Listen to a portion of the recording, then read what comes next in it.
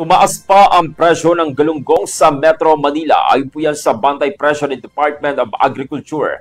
Ang imported ay nasa 280 pesos hanggang 350 pesos kada kilo. Habang ang lokal ay pumapalo naman sa 300 pesos hanggang 400 pesos dahil pa rin po yan sa global supply shortage. Ayon kay Agriculture Secretary Francisco Chu Laurel Jr., kaunti ang dumarating na galunggong mula sa mga pangunahing pinanggagalingan kaya nagtataasan ang presyo. Ayon niya sa mamimili, kung masyadong mahal, piliin daw muna ang mas murang alternatibo tulad na lamang ng manok, bangus at tilapia. Mataas din po ang presyo ng alumahan na umaabot na sa 300 hanggang 450 pesos kada kilo.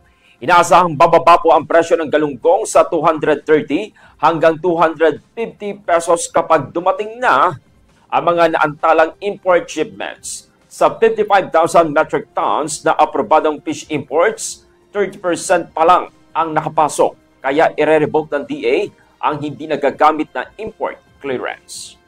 Good morning.